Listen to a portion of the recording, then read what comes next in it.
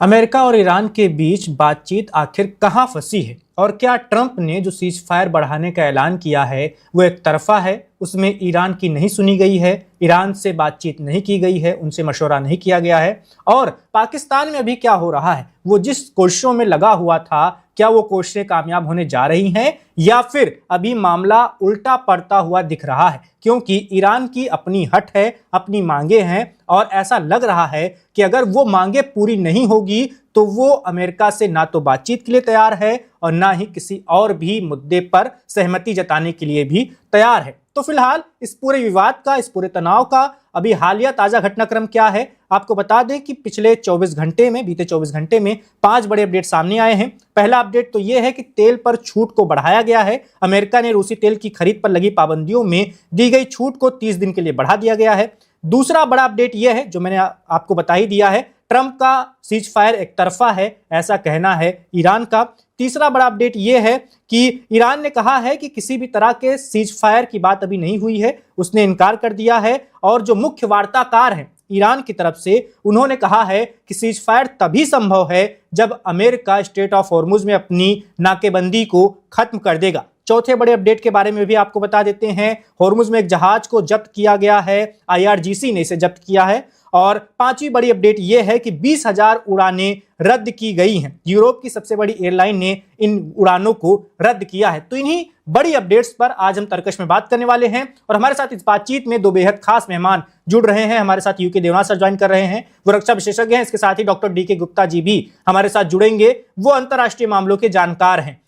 Debnath sir के पास सबसे पहले चलेंगे। देवनाथ सर, अभी आपके पास क्या अपडेट है और मामला अभी आपको कहां फंसा हुआ दिख रहा है? वैभव जी, मामला फंसा हुआ ऐसे नजर आ रहा है कि शायद डोनाल्ड ट्रंप अपने तरफ से मन बना चुके हैं कि ईरान की कोई बात नहीं सुनेंगे।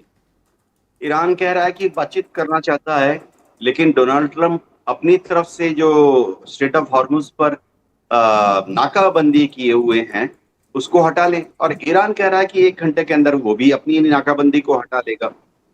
तो शायद उभय पक्ष इस नतीजे में पहुंच सकते हैं कि उभय पक्ष एक साथ अपनी अपनी नाकाबंदी हटा लेंगे। एक समय पहले से ही निर्धारित कर सकते हैं, लेकिन जब तक अमेरिका ऐसा नहीं करेगा तब तक ईरान कह रहा है कि वह बातचीत के लिए तैयार। मामला बिल्कुल, आप अपनी बात जारी रखिए सर। तो अगर हम देखें, इस्लामाबाद में पूरी जोर शोर से वेलकम की तैयारियां हैं। काफी जगह ऐसी अटकलें लगाई जा रही हैं कि शायद कल तक, यानी जब कल बोला जाता है तो कल शाम तक, क्योंकि अमेरिका में हमेशा वो लोग 12 घंटे पीछे चलते हैं।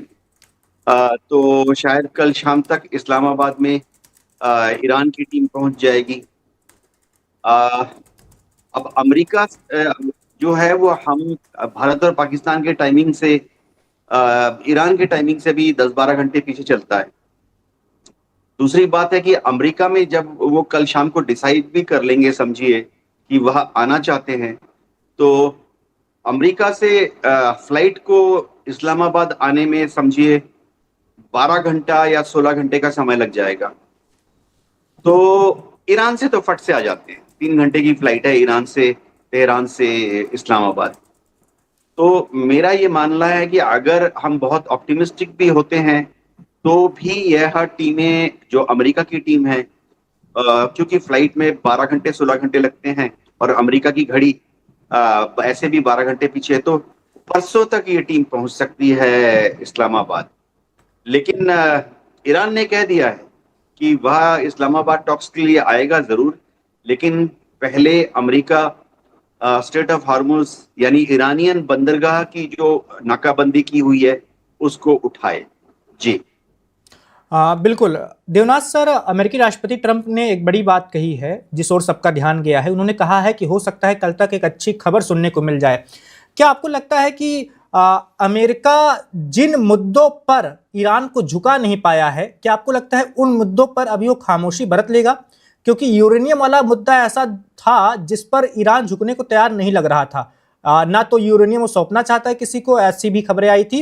और ना ही वो अपने परमाणु कार्यक्रमों को लेकर बहुत ज्यादा रोक टोक पसंद कर रहा है। क्या आपको लगता है कि ट्रंप साहब अभी इसको लेकर थोड़ा बहुत इसको ठंडे बस्ते में डालना चाहेंगे? हाँ, देखिए, जब ट्रम्प कहते हैं कि एक अच्छी खबर आने वाली है, उनको अब सीज फायर को अमेरिकन ऑडियंस या अमेरिका की जनता को बेचना है। उनकी एक मजबूरी है। अमेरिकन कॉन्स्टिट्यूशन में कहीं पे लिखा हुआ है कि प्रेसिडेंट जो है सुप्रीम कमांडर है आर्म फोर्सेस के, और वो आर्म फोर्सेस को इमरजेंसी में कहीं भी डिप्लॉय कर सकते हैं। लेकिन साथ में अगले पैराग्राफ में ये भी लिखा है कि ये मियाद प्रेसिडेंट यानी डोनाल्ड ट्रंप को महज 60 दिन के लिए मिलती है। इन 60 दिन के अंदर प्रेसिडेंट को अमेरिकन कांग्रेस, जैसे कि हमारे यहाँ पार्लियामेंट है, लोकसभा, राज्यसभा, उसकी अनुमति लेनी पड़ेगी अगर वह 60 दिन के आगे फौज को एंगेज करके रखना चाहते हैं। तो अगर हम मोटा मोटी अंदाजा लगाएं, 28 फरवरी को बमबारी चालू हुई थी, तो 2 महीने बोला तो 28 अप्रैल को वहां मियाद खत्म हो रही है। अब डोनाल्ड ट्रंप को 28 अप्रैल के पहले कांग्रेस से अनुमति लेनी पड़ेगी कि वो इस लड़ाई को आगे जारी कर सकें।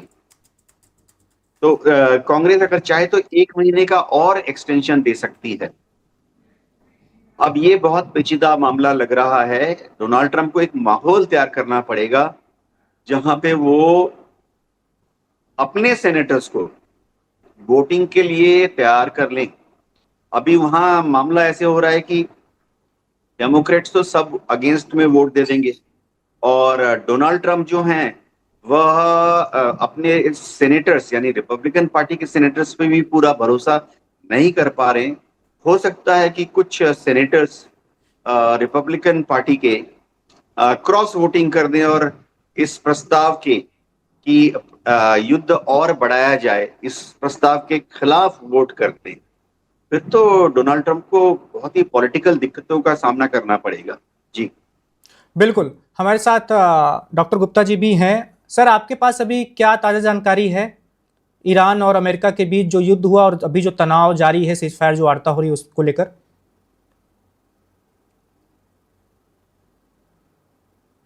सर, आपका माइक ऑफ है, ऑन कर लीजिए उसे।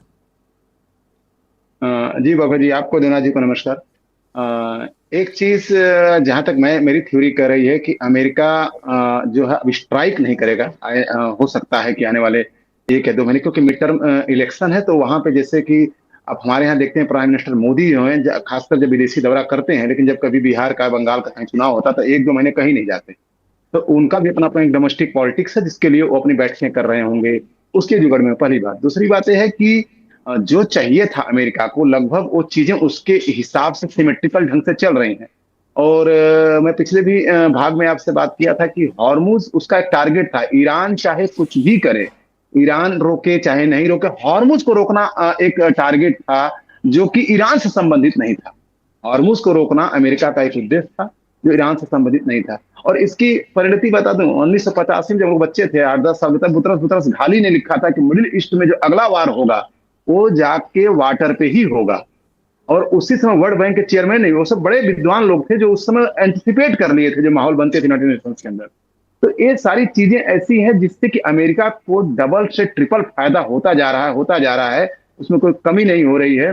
और मैं डाटा शायद आप पिछली बार बताया था कि उनकी कंपनियों को लगभग $70 बिलियन का फायदा हो चुका है, क्योंकि वाटर जो ब्लॉक कर दिया उसे डेली भारत के, नेपाल के, जापान के, कोरिया के मजबूरी बस अमेरिका से गैस और ऑयल खरीदने पड़ रहे हैं। और यही अमेरिका चाहता है। अमेरिका के देखिए मागा में 4 पॉइंट बहुत ही महत्वपूर्ण है जो उनका पेपर सबमिट हुआ था रिपब्लिकन द्वारा। दोस्तों आपको बताना चाहूंगा, जरा सा एक ग्राफिक्स मेरे पास है और चारों पे ध्यान करेंगे। पहली बात कि इकोनॉमिक नेशनलिज्म को लाना था। अब देखिए कि आज ही मैं न्यूज पढ़ रहा था कि अमेरिका में लगभग 44% इंडियंस अब रहना नहीं चाहते हैं। जॉब है, फिर भी जो एक माहौल वहां क्रिएट हुआ है, और ये चुनावी घोषणा पत्र में था रिपब्लिकन के कि हम ऐसा माहौल क्रिएट करेंगे ताकि हमारे लोगों को हर रोजगार मिले, और वही लोग फिल्टर होकर इंडिया से और देशों से आए जो रियली मेरे लिए फायदेमंद होंगे, जस्ट माइग्रेशन न हो यहाँ पे। तो वो माहौल वहां पे पड़ा जो आज टाइम्स ऑफ इंडिया का एक बड़ा अच्छा आर्टिकल छपा हुआ है। तो इकोनॉमिक नेशनलिज्म लाना है और मैन्युफैक्चरिंग को क्रिएट करना। मैन्युफैक्चरिंग का देखिए कि लगभग 50 से 60-70 बिलियन डॉलर का हथियार बेच चुके हैं यूक्रेन और इसमें मिला के। तो यूक्रेन वाले में 60-70 बिलियन डॉलर बिक गया और यहाँ पे 40 बिलियन डॉलर हो चुका था। 110 बिलियन डॉलर तक उन्होंने हथियार बेच दिया, तो उस मैन्युफैक्चरिंग हो रही है, एम्प्लॉयमेंट जनरेट हो रहा है। तो अमेरिका इन्हीं सब चीजों से अपने मागा को साकार करने की कोशिश कर। एनर्जी डोमिनेंस में तभी पॉसिबल है जब मिडिल ईस्ट के मार्केट को अगर हम बंद कर दें, वहां से तेल बाहर नहीं आएगा तो तेल कहां से कोई लेगा। दुनिया का सबसे ज्यादा प्रोड्यूसर इस समय अमेरिका ही है, बट नेचुरल है, चाहे कान इधर से पकड़ो चाहे उधर से पकड़ो, आपको जाना अमेरिका के पास ही। तो उससे उसका जो दूसरी बात है कि एआई जो आ गया है दुनिया के अंदर, एआई से हर दुनिया में हर देश को बहुत ज्यादा एनर्जी चाहिए। एआई में का सबसे बड़ा हर्डल यही है कि उसको एनर्जी बहुत चाहिए, और एनर्जी के लिए उधर चाइना एआई में पारंगत नहीं है तो उसको रोक रहा है। भारत के भी बारे में एक स्टेटमेंट आया था अमेरिका को, हम चाइना जैसा भारत को नहीं बढ़ने देंगे। तो वहां पे भी भारत चूंकि एआई का भी समिट किया था, तो भारत में भी वो स्लो प्रोसेस रहे। मतलब एक कहावत हमारे यहाँ जो है भोजपुरी वगैरह में चलती है, जब हम लोग बनारस साइड से, तो वहां पे बोलते हैं कि भैया तुम आगे तो बढ़ो लेकिन हमसे अब आगे मत ज्यादा बढ़ो। इसी को अंग्रेजी में कहावत है कि everybody wants to be a successful person but everybody dislike a successful person. तो ये चीज तो अमेरिका के साथ भी है, ये साइकोलॉजी तो चाहे कंट्री हो चाहे ह्यूमन बीइंग हो वो चलेगी। तो ये सारे ओवरऑल ऐसे इश्यूज है जिससे हार्मोज जो है एक सटीक उसको चीज में। अब से देखिए हार्मोज से 3-4 और फायदे उसको हैं। एक तो हुतीज को जो सप्लाई पहुंचती है ईरान का ओमान के बॉर्डर के थ्रू पिछले पानी से, उसको रोक देगा बरक। तो हौतीस को बिल्कुल नहीं मिलेगी, क्योंकि हौतीस जितने भी टैंकर आते हैं स्वेज नहर से भूमध्य सागर से लाल सागर के अंदर, वहां पे हौतीस उनको अटैक करते हैं तो हौतीस वहां रुक जाएंगे। उसके बाद अमेरिका का जो कैलकुलेशन है और जो अर्थशास्त्री भी कर रहे हैं कि 400 से 500 million dollar per day oil की वजह से नुकसान हो रहा है अगर जब ब्लॉकेड कर रहे हैं। क्योंकि जो खार्ब है उसकी सबसे ज्यादा जो मैक्सिमम जो कैपेसिटी स्टोर करने की है वो 30 बिलियन बैरल की है, उससे ज्यादा स्टोर कर नहीं सकता। तो उसके बाद उनको प्रोडक्शन बंद करना पड़ेगा। हालांकि इसका असर 1.5 महीने बाद आएगा, लेकिन उसकी अभी तैयारी शुरू हो गई होगी। तो उससे क्या है कि ईरान को 2-3 तरफ से, एक तो उसका डेली इकोनॉमिक लॉस हो रहा है, ईरान के अंदर उससे जरा सा उनके जो प्रॉक्सीज हैं उनको सपोर्ट नहीं मिलेगा, और इससे अमेरिका को एक इंटरनेशनल लेवरेज मिल रहा है। दुनिया में उसकी धाक जम रही है कि देखो मैंने ब्लॉकेड कर दिया तुम्हारे एरिया में आके, मतलब अरबियन सागर में आके, इंडो पैसिफिक को नहीं लेता, तो उसे एक धाक जमती है। वो धाक भले ही निगेटिव हो लेकिन जमती है कि भाई मैं कर सकता हूं, चाइना आके रुकवा ले। तो यही एक देश यही जो है tit for tat survival of the fittest की लड़ाई है, बायोलॉजी से लेके यहाँ तक। तो ये सारी चीजें अमेरिका के पक्ष में। तो अमेरिका चुपचाप ब्लॉकेड को रखेगा, नेगोशिएशन के लिए उसको टेबल पर लाएगा। देखो तुम्हारा इतना लॉस हो रहा है, अगर नहीं मानोगे तो वहां हमारे कोई दिक्कत नहीं, हम ब्लॉकेड करेंगे। आज उन्होंने शूट और साइट का भी ऑर्डर कर दिया है, करना चाहता है वो, कुल मिलाकर मजबूर करना चाहता है ताकि उनको इलेक्शन में भी लेवरेज मिले और लोग वहां कन्विंस हो जाए कि अब ट्रंप, अब उनका कोई भी आदमी मर नहीं रहा है, उनका कोई मिसाइल भी नहीं जा रही है, और वो ईरान को दबाए जा रहे हैं जिस तरह से अजगर एक। चलिए गुप्ता जी आपके पास आएंगे, देवनाथ सर के पास चलते हैं। एक एक करके कई सारे देशों पर आज बात करनी है। देवनाथ सर, ईरान पर थोड़ा बात कर लेते हैं। ईरान अभी सीजफायर वार्ता में शामिल नहीं हुआ है, मतलब इस्लामाबाद अभी उसका प्रतिनिधिमंडल पहुंचा नहीं है, युद्ध रुक चुका है, काफी दिन हो गए हैं। इस बीच अभी ईरान में हो क्या रहा होगा आपके हिसाब से? क्या वो लोग पुनर्निर्माण में लगे होंगे? जो इमारतें ध्वस्त हुई हैं उन्हें ठीक किया जा रहा होगा, और बाकी अभी राजनीतिक रूप से क्या हो रहा होगा आपके हिसाब से? बहुत सारी खबरें आती हैं कि मुस्तफा खामनेई घायल हैं, अमेरिका की ओर से दावा किया जाता है कि वो अस्पताल में भर्ती हैं, और भी बहुत सारी खबरें ये आती हैं कि IRGC अभी एक ऑपरेशन चला रही है ईरान में, और चुन चुन कर उन लोगों को ढूंढा जा रहा है जिन्होंने मुखबरी की हो, जिन्होंने धोखेबाजी की हो, और जिन्होंने अमेरिका तक बहुत सारी अहम जानकारियां पहुंचाई हो, इजराइल तक। तो आपके हिसाब से ईरान में भी क्या चल रहा होगा? वैभव जी, ईरान में रिकंस्ट्रक्शन तो आस्ते आस्ते चलेगा, युद्ध खत्म होने के बाद ही स्पीड पकड़ेगा। रिकंस्ट्रक्शन के बारे में ईरान को ज्यादा दिक्कत होती नहीं है, क्योंकि ईरान के जो सिविल इंजीनियर्स हैं बहुत ही हाईली क्वालिफाइड हैं। रिकंस्ट्रक्शन के बारे में ईरान को दिक्कत नहीं है, क्योंकि फंड्स की कोई कमी नहीं है। ऑयल प्रोड्यूसिंग कंट्री है, भले ही अभी स्टेट ऑफ हार्मुज बंद है, लेकिन इसके पहले भी फंड्स वो जनरेट करते थे, इसके बाद भी जनरेट करते रहेंगे। क्या वो युद्ध की तैयारी कर रहे हैं? इसमें कोई शक नहीं है कि कोई भी देश दुनिया का जब सीज फायर होता है तो उस वक्त अपनी फौज को ज्यादा लॉजिस्टिक सप्लाई लाइन जो है उसको दुरुस्त करने में लग जाता है। ये बहुत ही नेचुरल है। हमें ऐसा सोचना कि ये खराब है या नेगेटिव चीज है या कोई देश ऐसा नहीं करेगा, वो प्रैक्टिकल नहीं है। युद्ध विराम का समय का इस्तेमाल ही होता है अपनी अपनी फौजों को फिर से मजबूत करने का। और हथियार और गोला बारूद, रॉकेट मिसाइल कहाँ से ला सकते हैं, फैक्ट्रीज को थोड़ा ज्यादा स्पीड से चला सकते हैं। सबसे बड़ी बात है, जो इक्विपमेंट डैमेज हो गए हैं, युद्ध में काफी सारा इक्विपमेंट ऐसा होता है जो डैमेज हो जाता है दुश्मन के बॉम्बिंग से या दुश्मन की कार्रवाई से, तो उस डैमेज को रिपेयर किया जाता है। इन सब कार्रवाइयों को कर रहा होगा। क्या आंतरिक, जैसे भारत में भी कुछ लोग कहते हैं जयचंद, घर के बेदिए, बहुत भारत में भी इस तरह के एडजेक्टिव हैं। ईरान में भी काफी सारे लोग ऐसे हैं जो कि आयतुल्लाह खमेनी के सत्ता के विरुद्ध में है। और ईरान में होता ऐसे है, ये जरा समझने की बात है कि 1979 में जब वहां रेवोल्यूशन हुआ था, तो शाह ईरान जो थे, उनके जो समर्थक थे, वो बड़ी तादाद में ईरान को छोड़कर यूरोप में चले गए थे। ये जरा समझने वाली बात है। लाखों की तादाद में ईरानियन 1979 के बाद जो शाह ईरान के समर्थक थे, वो यूरोप चले गए, अमेरिका चले गए। अब उनके जो दोस्त हैं पीछे छूट गए ईरान में, उनके जो रिलेटिव्स हैं पीछे छूट गए ईरान में। तो ये जो पीछे छूट गए ईरान में, ये पश्चिमी विचारधारा वाले ज्यादा लोग हैं। उन्होंने दुनिया देखी है, यूरोप भ्रमण किया हुआ है अपने टाइम में, अमेरिका के बारे में ज्यादा जानते हैं। तो ये ऐसा नहीं है कि जानबूझकर धोखा देने की कोशिश करते हैं, लेकिन वो लगातार पश्चिमी संस्थाओं के संपर्क में रहते हैं। ये जरा बहुत ही नाजुक बात है। तो ईरान में माहौल ऐसा है कि अगर किसी के मोबाइल फोन में वेस्टर्न पश्चिमी देशों का नंबर मिल जाता है, तो उसको फिर समझाना पड़ता है कि उसके मोबाइल में एक पश्चिमी देश का मोबाइल नंबर क्यों है। जैसे भारत में समझिए, मेरे मोबाइल में ही आप देख लीजिए पाकिस्तानी नंबर हैं। तो अगर कुछ हो जाए, मैं कई बार पाकिस्तानी चैनल्स के साथ प्रोग्राम करता हूं, तो कभी कुछ होने से मेरे को एक्सप्लेन करना पड़ेगा कि देवनाथ जी, आपके मोबाइल में पाकिस्तानी नंबर क्यों है। बिल्कुल। तो ईरान में भी कुछ माहौल अभी ऐसा है कि अगर किसी के मोबाइल में पश्चिमी नंबर है, उसको प्रूव करना पड़ता है, समझाना पड़ता है कि पश्चिमी नंबर है क्या। वैसे मैं आपको बताता हूं कि मोसाद ने,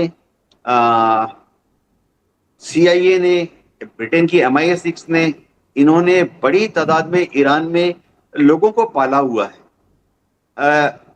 ऐसा नहीं है कि ये ईरानी अपने देश के साथ गद्दारी करना चाहते हैं, लेकिन उनको लगता है कि ईरान की एक मिसाइल सड़क से जा रही है उनके घर के सामने से। मैं मुझे क्लासिक एग्जांपल देता हूँ। बिल्कुल सर। युद्ध के समय में होता ही है, गांव में से हाईवे जा रहा है, हाईवे से युद्ध के 65 में हमने देखा, 71 में हमने देखा, कारगिल युद्ध के समय देखा, आपके गांव के सामने से सड़क से मिसाइलें जा रही हैं युद्ध भूमि की तरफ। अब ईरान में काफी लोग हैं, वो चाहे जाने या अनजाने में अपने मित्रों के साथ जब यूरोप में, अमेरिका में बात करते हैं, तो कह देते हैं कि हमारे यहाँ पर तो बड़ी तैयारियां हो रही हैं, हमारे गांव के पास खेत में ही मिसाइल लग गए हैं। अब इन सब बातों को CIA और मोसाद ट्रैक कर लेती है। उन्होंने स्पेशल सॉफ्टवेयर लगाए हुए हैं, जहां पे ईरान का कोई भी व्यक्ति अगर विदेश में लैंडलाइन से या नॉर्मल टेलीफोन से भी, ISD एक समय में बोला करते थे, बात कर रहा है, तो वो कंप्यूटर में AI लगा हुआ है मोसाद के और CIA के और MI6 के, वो कुछ चुनिंदा शब्दों को ट्रैक करता है। मिसाइल, IRGC, लड़ाई, तो बस फिर वो उस कन्वर्सेशन को वो ट्रैक करना शुरू कर देते हैं। अब इन लोगों को पकड़ा जा रहा है, तो ये नहीं कहूंगा कि ये जानबूझकर दुश्मन को खबरें पहुंचा रहे थे, लेकिन इनके नॉर्मल बातचीत में ही कुछ एविडेंस अगर ऐसा निकल आता है, तो इनको एक्सप्लेन करना पड़ता है। अब देखिए, पश्चिमी मीडिया ऐसे भी बता रही है कि बस इनको ऐसे होते ही बस सूली में लटका रहे हैं। ऐसा नहीं है। मैंने थोड़ा समय लेके इसलिए समझाया। पश्चिमी मीडिया में ऐसा दिखाया जा रहा है कि पता नहीं हजारों लोगों को सबसे पास वाले नीम के पेड़ से लटका दिया गया है और जश्न मनाया जा रहा है उनकी लाश के आसपास। ये पश्चिमी मीडिया का प्रोपेगेंडा है। ठीक है, पश्चिमी मीडिया भी उनका भी काम है अपनी अपनी सरकार के मत को आगे फैलाना। अभी तक इस तरह से टोटल कितने लोगों को पकड़ा गया है?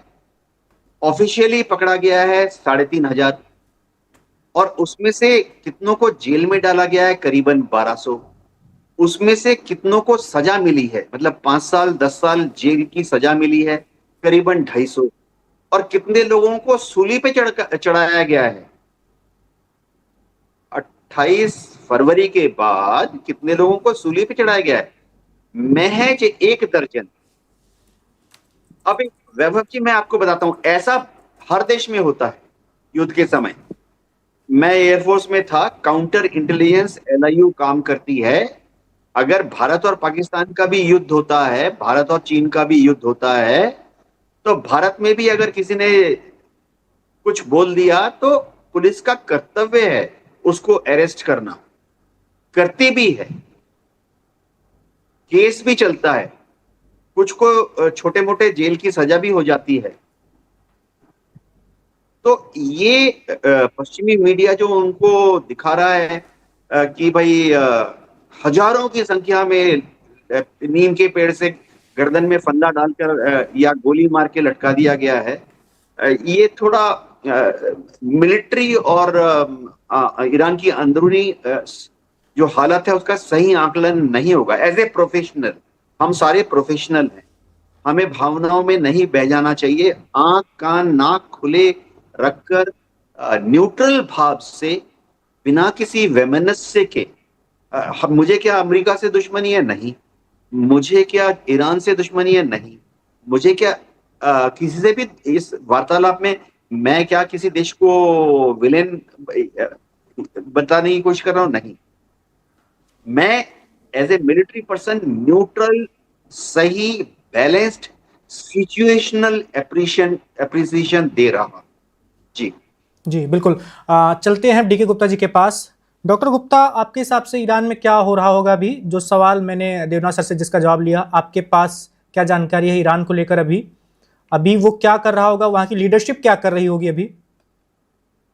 वैभव जी, देखिए, ईरान का तो एक सबसे बड़ी वर्ल्ड मीडिया के लिए प्रॉब्लम है कि वहां से अभी भी कोई समाचार बाहर नहीं आ रहा है। लेकिन जो हम लोग आकलन लगा सकते हैं, जो हम देख रहे हैं, मुझे क्लियर डिवाइड दिख रहा है उसमें। और वहां पे जगह जगह का जो है ये भी दिख रहा है कि जो खोमैनी है, मुमसा खोमैनी है, उनके बारे में कहीं कहीं पब्लिक इकट्ठा होके ये भी बोल रही है कि वो कार्डबोर्ड लीडर हैं। मतलब अभी तक जस्टिफाई नहीं कर पाया है ईरान किसी भी एविडेंस से कि वो जिंदा हैं।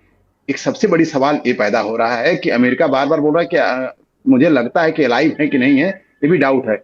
रसिया उस पर बोला कि नहीं, वो ईरान में ही है। मतलब आज तक ईरानियन को विश्वास नहीं ले पाए हैं ईरान के लीडर कि वो जिंदा है कि नहीं। इसलिए जो है उनके बारे में जो कार्डबोर्ड लीडर करके उनका चल रहा है। तो एक तो उसकी वजह से क्या हो रहा है कि जो अभी 2 या 4 दिन पहले BBC की और एक और मैं चैनल पे उसकी ब्रेक लाइन भी चल रही थी कि वहां पे ये सुबह है कि IRGC के जो चीफ हैं, देखिए, मौका हर आदमी ताड़ता है।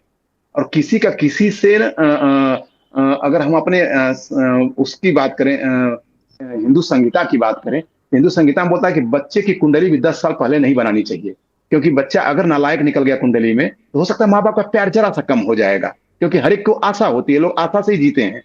तो वहां पे कहा जाता है कुंडली भी 8 9 10 साल के बाद बनता है कि बच्चा होशियार हो जाए, अगर उसको परिवार वाले जरा साइड कर दें तो भी वो जी ले। इसी तरह से स्वार्थ सबसे बड़ी चीज होती है। और उस स्वार्थ में क्या होता है कि IRGC है, ठीक है, ओल्ड कल्चर्स हैं, बहुत पुराने कल्चर्स हैं, लेकिन आप देखिए जार्डन का कल्चर कितना पुराना है, अफगानिस्तान कल्चर कितना पुराना है। और मैं एक डाटा देना चाहूंगा आपको कि जो अभी 6 कंट्री का नाम बताऊंगा। देखिए, वेस्टर्न अफ्रीका के जितने भी कंट्री हैं, खासकर मुस्लिम कंट्री हैं, अमेरिका ने वहां पे US एड से दखल दिया, पैसा दिया। जब पैसा देते हैं तो वहां पॉलिटिकल रेजिम में आप हिस्सेदारी बन जाते हैं। चाइना अगर ज्यादा पैसा देगा पाकिस्तान के तो वहां के डिस्टर्ब करेगा पॉलिटिक्स को। इमरान उसके जीते जागते उदाहरण है कि उनको जेल में डाला गया है। जो पैसा देगा, अमेरिका पैसा दे रहा है, अमेरिका के खिलाफ वो बोले, चाइना के खिलाफ बोले, आज वो जेल में है। तो यूएस साइड के हिसाब से जो वेस्टर्न कंट्री है, सबसे ज्यादा दुनिया में माइग्रेशन वहां से होता है, क्योंकि लोग जीना नहीं चाहते, वहां रहना नहीं चाहते, वहां माहौल ही नहीं है। दूसरा नंबर आता है वेनेजुएला का, जो अभी हुआ है। वेनेजुएला का पिछले 2 महीने का रिकॉर्ड है कि सबसे ज्यादा लोग वहां पलायन किए हैं। बोले कि अब उनको लग रहा है कि 40-50 साल तक आने वाले देशों में हम गुलाम रहेंगे।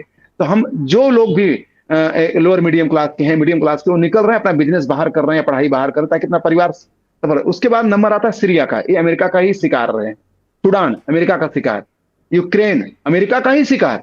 इंगेज करने के लिए रसिया को, यूक्रेन को मोहरा बनाया गया ताकि एक बफर जो नहीं बने। और उसके बाद देखिए, इतना डेवलप कंट्री है यूक्रेन, वहां से ये 5वें नंबर पे जो सबसे ज्यादा माइग्रेशन हो रहा है, ये रिपोर्ट न्यूज़पेपर की है। तो इस तरह से वहां पे भी मुझे लग रहा है कि ईरान जो है, अब कुछ दिनों में अगर ऐसे ही माली हालत चले, क्योंकि 5% के लगभग डेली इन्फ्लेशन बढ़ रहा है वहां पे, जो मैं रिपोर्ट पढ़ पा रहा हूँ इकोनॉमिक्स टाइम्स का, कि 5% डेली का मतलब कि 112, तो मैं उसे 10 दिन पहले पढ़ा था कि फुल इन्फ्लेशन हो गया है। और वहीं अमेरिका का 3.3 है, भारत में 4 पॉइंट से नीचे है। यहाँ पे सरकारी कर्मचारी बोल रहे हैं कि 2% डीए मिला, कम मिला, क्योंकि इन्फ्लेशन नहीं है। तो वहां पे सोचिए कितना अंतर है। तो वहां पे इस बात की संभावना है कि कहीं जन आंदोलन न हो जाए आने वाले 1-2 महीने के अंदर, क्योंकि खमैनी परिवार का अब वो बाइंडिंग नहीं रहा एक सत्ता पर। तो आईआरजीसी का जो कमांडर बहुत ही ताकतवर होगा, वो भी सपने सजोएगा कि मैं ही यहाँ का चीफ बन जाऊं। तो अभी रिपोर्ट भी आ रही है कि वो जो सिविल डिपार्टमेंट्स है, उनका कब्जा आईआरजीसी करने की कोशिश कर रही है। वो मसूद को और अरागाची को पसंद नहीं आएगा, या जो ऐसा चाहते हैं कि हम अमेरिका के थ्रू कुछ बन जाए। तो सब मिला जुला के वहां पे एक लीडरशिप का इस समय जो है कहीं न कहीं शॉर्टेज कहिए, शॉर्ट कहिए है, जिसकी वजह से वो कहें कि हम ब्लॉकेट हटाते हो तब संधि करेंगे या बातचीत करेंगे, नहीं। उनके अंदर ये कौन रिप्रेजेंट करेगा। देखिए अभी हार्मुज को खोल दिया गया था जिस दिन संधि हुई थी, हार्मुज को कंप्लीटली खोल, घोषणा किसने किया था, अरागाची ने। 4 दिन के बाद उसको आईआरजीसी ने बोला कि नहीं, हम नहीं बात मानते। तो ये हेडलाइन बन गई थी। तो वहां पे इसमें गुत्थम गुत्था और लॉलेसनेस की मुझे लगता है स्थिति है। और पब्लिक जो वहां पे मोसाद और ये लोग काम कर रहे होंगे, किसी तरह से जो एंटी लोग हैं उनको भड़का के अगर हम एक मुहिम चला सकते हैं कि 2-4 दिन के लिए, 10 दिन के लिए अगर 10-20 लोग अगर रोड पे आ जाएं, तो फिर उनके लिए और इजी हो जाएगा, क्योंकि आईआरजीसी कितने फ्रंट पे लड़ेगी, और आईआरजीसी वीक तो हो ही चुकी है। तो ये सिचुएशन मुझे लगता है ईरान के अंदर है। इसको समझदार लोग समझ रहे हैं, लेकिन आईआरजीसी इसलिए नहीं समझेगी क्योंकि आईआरजीसी को अपने ऑडियंस को बहुत समझाना है कि देखो, मैं एकदम कट्टर मुस्लिम हूं, मैं सेना हूं, हम लोग झुकेंगे नहीं। क्योंकि पूरे अरेबियन कंट्री में, अरेबियन कंट्री मतलब मिडिल ईस्ट से लेकर सब जगह, पाकिस्तान, मलेशिया, इंडोनेशिया, एक चीज तो मान लीजिए कि लीडरशिप चाहे भले ही अमेरिका से जैसे रिलेशन रखती हो, लेकिन पब्लिक अमेरिका को पसंद नहीं करती है, एक कन्फर्म है, चाहे भारत भी हो। कोई मुस्लिम पसंद नहीं करता है अमेरिका को। तो वो सेंटिमेंट्स को भुनाना होता है लीडर्स को। वो आईआरजीसी भी करने की कोशिश करेगी। मसूद जो मुझे लगता है खासम खास आदमी है अमेरिका के, या हमको लगता है ऐसा, और अरागाची भी, वो भी रोज बोलते हैं अगर ब्लॉकेट नहीं हटाएगा तो हम नहीं करेंगे बातचीत, क्योंकि उसको तो अपने ऑडियंस के बीच में रहना है।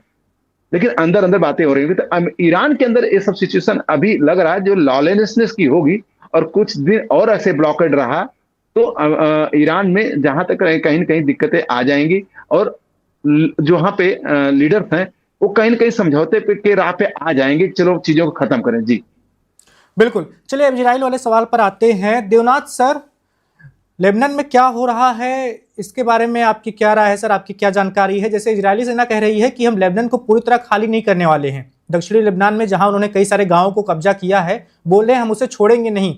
उधर लेबनान के पीएम बोल रहे हैं कि जब तक इजराइल की सेना पूरी तरह वापस नहीं चली जाएगी तब तक हम सही से बात ही नहीं कर पाएंगे।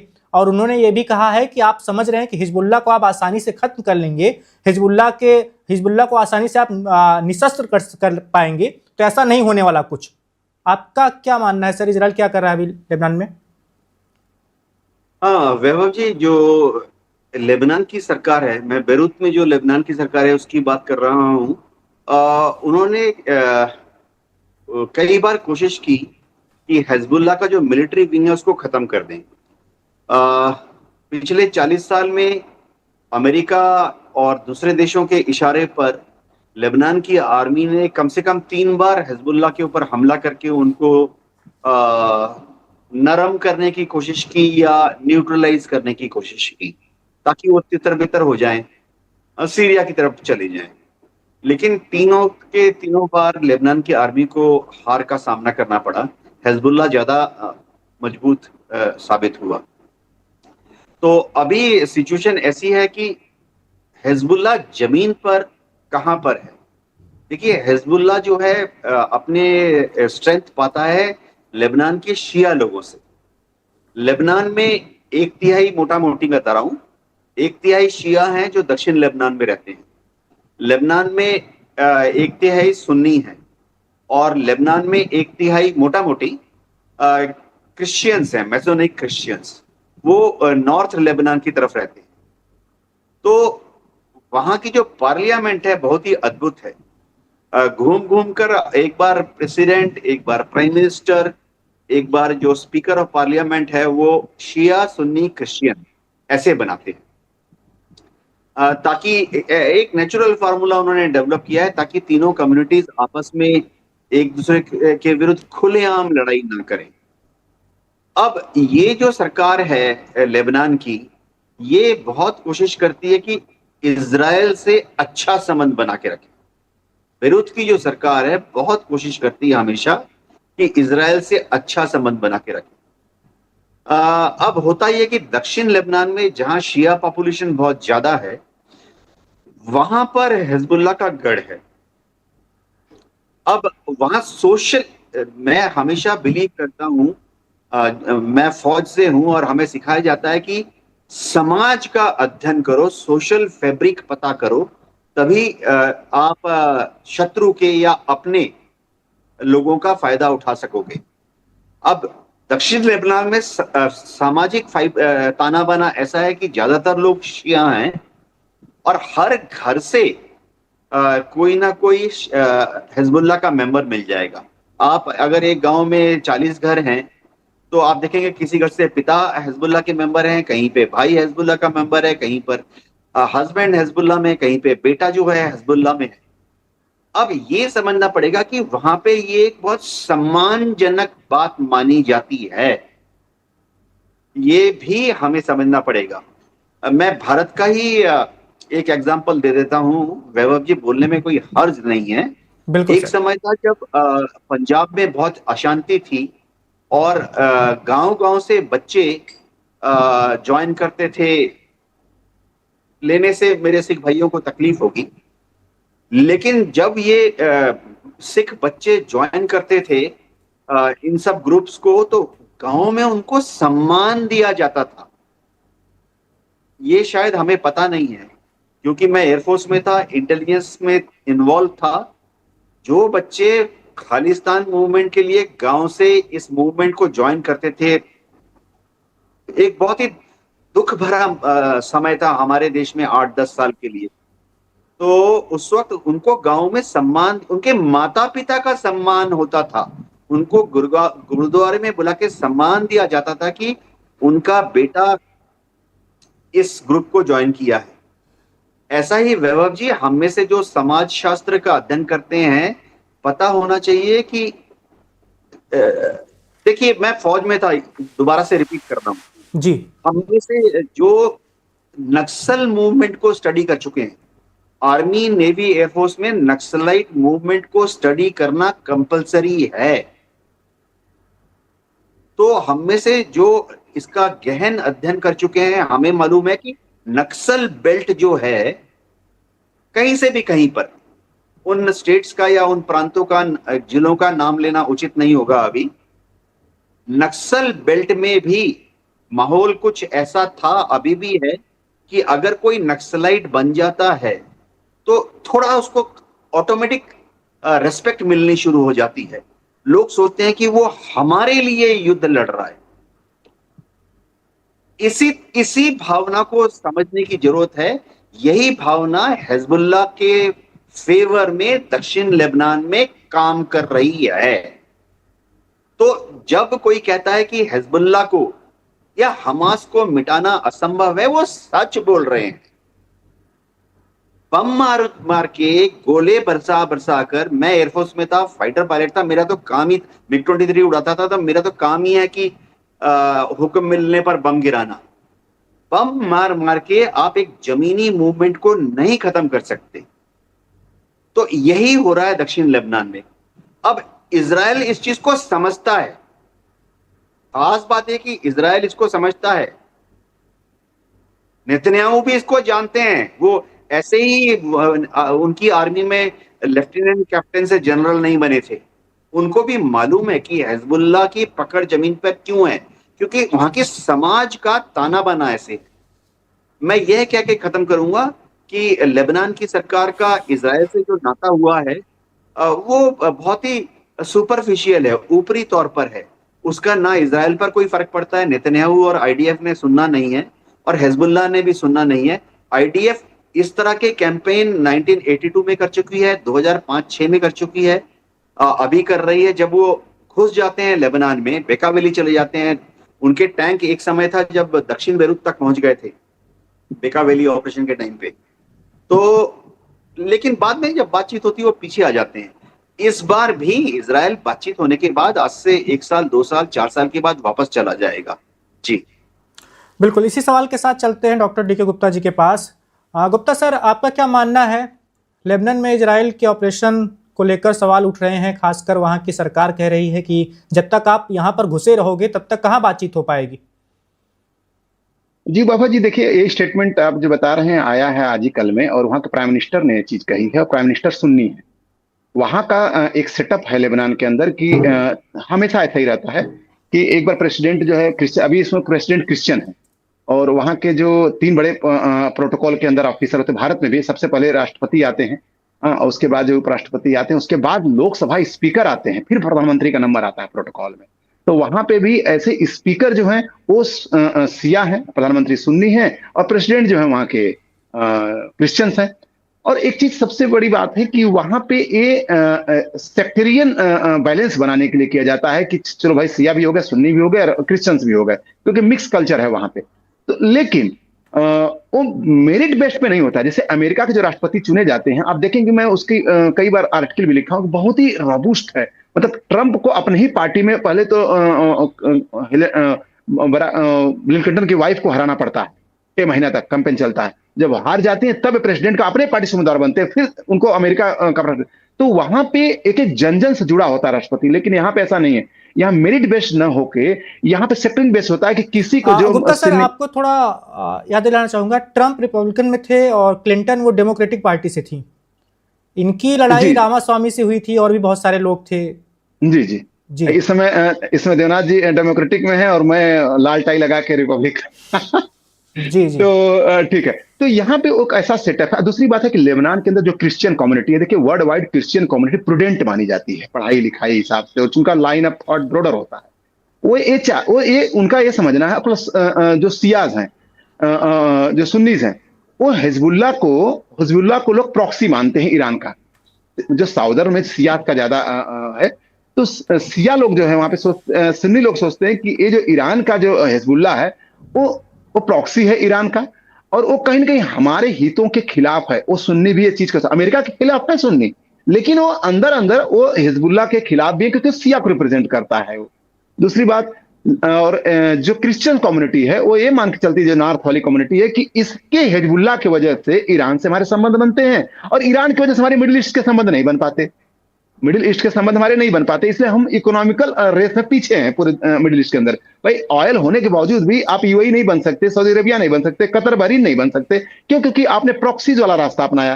तो इनके अंदर एक बड़ा मतभेद है। तो ये जो अब इसमें फायदा क्या है इजराइल को नॉर्थ में उसको फायदा मिलेगा। अगर नॉर्थ तरफ वो बढ़ जाता है साउथ को कब्जा करके, तो वहां पे क्रिश्चियन कम्युनिटी है जो इजराइल को अंदर अंदर पसंद करती है।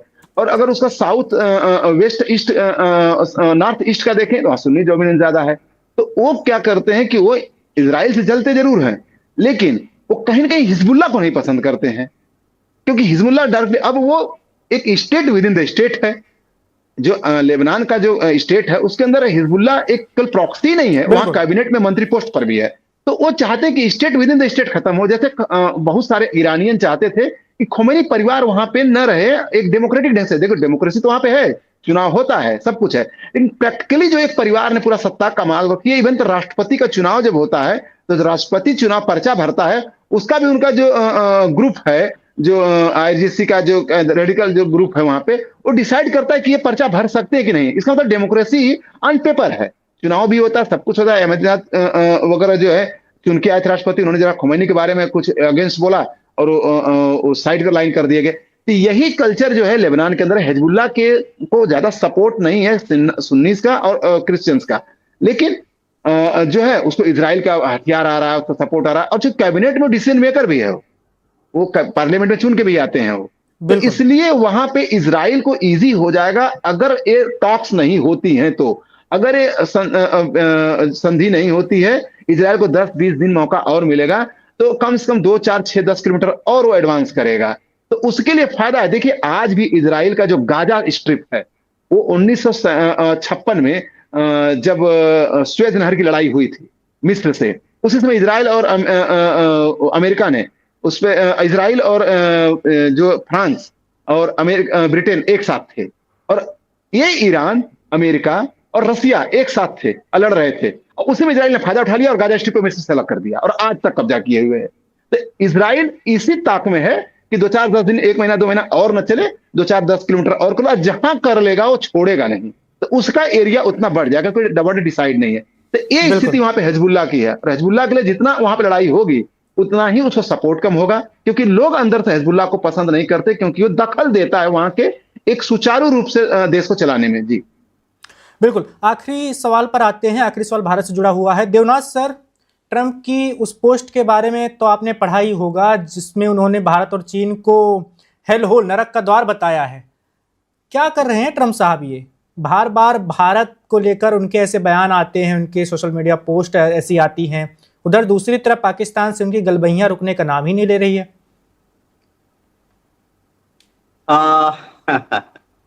ट्रम्प साहब के बारे में जो बोला जाए कम है।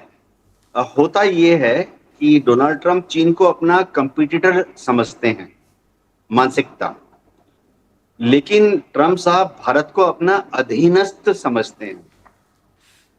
बोला तो वो चीन को अपना भाई, कंपटीटर भाई, बराबर का भाई मान ही लेते हैं, लेकिन भारत की तरफ जब ट्रंप देखते हैं तो हमेशा भारत को छुट भैया की नजर से देखते हैं।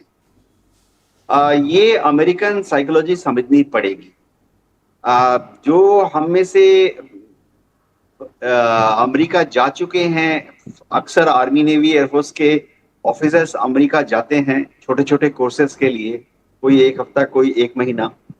ये बहुत क्लियर होता है कि अमेरिका में ये भावना बहुत स्ट्रांग है, डोनाल्ड ट्रंप नहीं, बाकी लोग, कि भारत ठीक है, छोटा भाई है, भारत को मदद करनी चाहिए, भारत शायद थोड़ा सा बिगड़ा हुआ है, आस्ते आस्ते भारत को पटरी में ले आएंगे।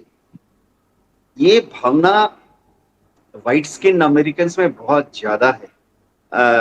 जो लाखों की तादाद में मल्टीनेशनल्स में हमारे बच्चे वहां काम कर रहे हैं, हाईटेक जॉब में हैं, भारतीय जो अमेरिका में काम कर रहे हैं इंजीनियरिंग पोस्ट पे हैं, चार्टेड अकाउंटेंट हैं, डॉक्टर हैं, हाईली क्वालिफाइड प्रोफेसर हैं, उनकी एवरेज इनकम एवरेज अमेरिकन से ज्यादा है, भारतीयों की बात कर रहा हूं।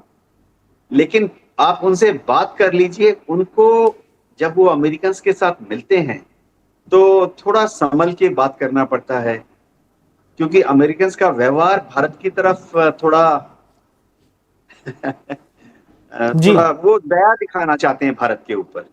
जी, खुद को सर्वोच्च, खुद को सुप्रीम मानने वाली जो भावना होती है, खासकर जैसे कि आपने बताया व्हाइट स्किन अमेरिकन हो या ब्रिटिश हो। एक बात और बार बार हो रही है सर, स्टेट ऑफ हॉर्मुज में भारतीय जहाज़ों को लेकर IRGC की ओर से जो हरकतें की जाती हैं, नकाबपोश को ईरान के जवान जाकर कब्जा करने की कोशिश भी करते हैं, 1-2 जहाज़ों को पकड़ते भी हैं, उसको लेकर आपका क्या मानना है? वैभव जी, देखिए, अमेरिका ने तो स्टेट ऑफ हॉर्मुज को बंद किया हुआ है, उनकी परिभाषा अलग है। उन्होंने स्टेट ऑफ हॉर्मुज को बंद किया, मतलब जो जहाज ईरान से निकल के जा रहे हैं उनको रोकना है, तो ईरान के बंदरगाहों को बंद किया हुआ है, और जो जहाज विश्व से वापस लौट रहे हैं, ईरान की तरफ जा रहे हैं, उनको रोकना है। तो विश्व से आ रहा है तो जाहिर बात है वो अरब सागर में आता है, वहां से उत्तर अरब सागर में आता है, ओमान की खाड़ी में आता है। ओमान की खाड़ी में अमेरिकन नेवी उनको इंटरसेप्ट कर लेती है, जैसे तोशका को किया था 5 दिन पहले, MV तोशका। अब ईरान ने भी स्टेट ऑफ हॉर्मुज का नाकाबंदी किया हुआ है, लेकिन उनकी परिभाषा एकदम अलग है। ईरान क्या करता है कि अगर किसी दूसरे गल्फ स्टेट से कोई जहाज निकल के जा रहा है बाहर, तो उसको रोकने की कोशिश करता है। या स्ट्रेट ऑफ हॉर्मुज तक अगर हम बात करें, वो वहां पे अगर दुनिया से कोई जहाज आ रहा है जो कि Kuwait, Abu Dhabi, UAE, Saudi port की तरफ जा रहा है, इराकी पोर्ट की तरफ जा रहा है, तो ईरान उस जहाज को रोकने की कोशिश करता है। अमेरिका का पर्पस क्या है स्ट्रेट ऑफ हॉर्मुज को बंद करने का? ईरान की इकोनॉमी को चोक कर देना, यानी ईरान कच्चा तेल एक्सपोर्ट करके जो कुछ कमाता है उसको बंद कर देना।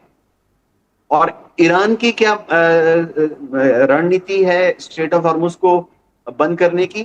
वो चाहता है कि स्ट्रेट ऑफ हॉर्मुज में जब वो बंद करेगा तो दुनिया भर के देशों पर जो एक दबाव पड़ेगा, जापान में कच्चा तेल की कमी, Taiwan, Bharat, Australia, south Korea और तो और गल्फ कंट्रीज जो कि अपने कच्चे तेल को एक्सपोर्ट नहीं कर पा रहे हैं, ईरान चाहता है कि ये सारे अमेरिका के जो मित्र देश हैं, चाहे गल्फ में हो चाहे एशिया में हो, ये सब डोनाल्ड ट्रंप के ऊपर दबाव डालें कि अमेरिकन नाकाबंदी को हटाओ ताकि ईरान भी अपनी नाकाबंदी को हटाए। इस तरह से रणनीति चल रही है। जी बिल्कुल, इन्हीं दोनों सवालों के जवाब डीके गुप्ता जी से भी लेते हैं। गुप्ता सर, पहला सवाल तो ये कि ईरान में जो स्ट्रेट ऑफ हॉर्मुज से भारतीय जहाज़ों को लेकर जो तमाम बातें हो रही हैं, और दूसरी बात ये है कि ट्रंप की जो पोस्ट आई है हालिया भारत को लेकर, भारत और चीन को नरक का द्वार बताया गया है। जी बाबू जी, देखिए एक चीज है कि भारत को काफी दिनों से, जब आप चाइना का जब पहली बार लास्ट वाटर टेस्ट हुआ था लद्दाख में, तब भी अमेरिका ने भारत को उकसाने की कोशिश की थी। लेकिन आप ये मान के चलिए कि देखिए, आप चीन, आप हमारे सामने, हम लोग के सामने किस तरह से बड़ी इकोनॉमी बन गया, क्योंकि वो चीजों को आज भी देखिए, उसको भी हेल बोला है लेकिन चीन रिएक्ट नहीं करेगा। क्योंकि आप अगर प्लेयर हैं या आप कोई आपके पास टारगेट होता है, अगर टारगेट की जो एनर्जी है, अगर उसको बार बार अगर डिस्टर्ब होगी और लोग डिस्टर्ब करने की कोशिश करेंगे, तो ऐसी चीजें आपको बोली जाएंगी। आपको मैं बता दूं, सेरेना विलियम्स, वीनस विलियम्स का नाम आपने बहुत सुना होगा। बिल्कुल, टेनिस स्टार है।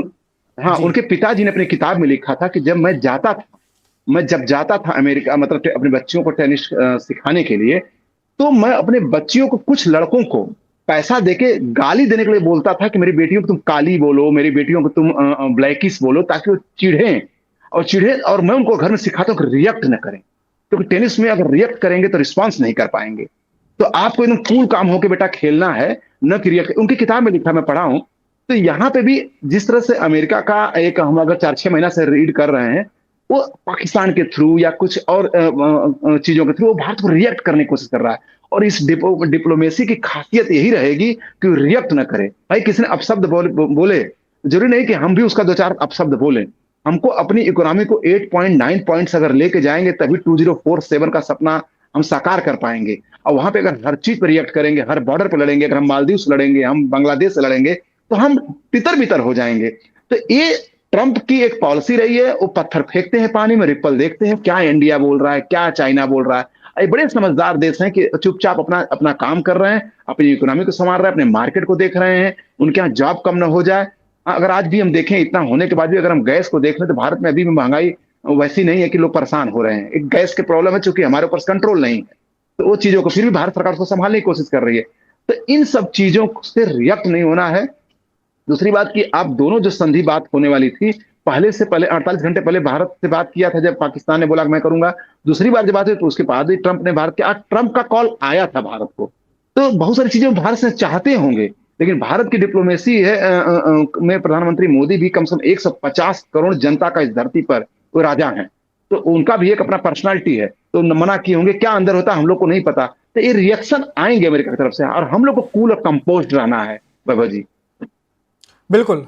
गुप्ता सर और देवनाथ सर, आप दोनों का बहुत शुक्रिया, आप उन इंडिया के साथ जुड़े और आपने ताज़ा हालात के बारे में अपनी अपनी बातें रखी, बताया कि आगे क्या होने वाला है, फिलहाल क्या हो रहा है, इजराइल लेबनान में क्या कर रहा है, अमेरिका ईरान की जो बातें चल रही थी वो कहाँ तक पहुंची हैं, और सीज फायर क्या ऐसे ही थमा रहेगा, क्या बातचीत सफल हो जाएगी या फिर युद्ध की शुरुआत फिर से हो सकती है। तो फिलहाल तक की जो अपडेट थी हमने आपको बता दी है। जो भी नई जानकारी सामने आएगी वन इंडिया पर लगातार आपको वो मिलती रहेगी। फिलहाल तक के लिए Subscribe to One India and never miss an update. Download the One India app now.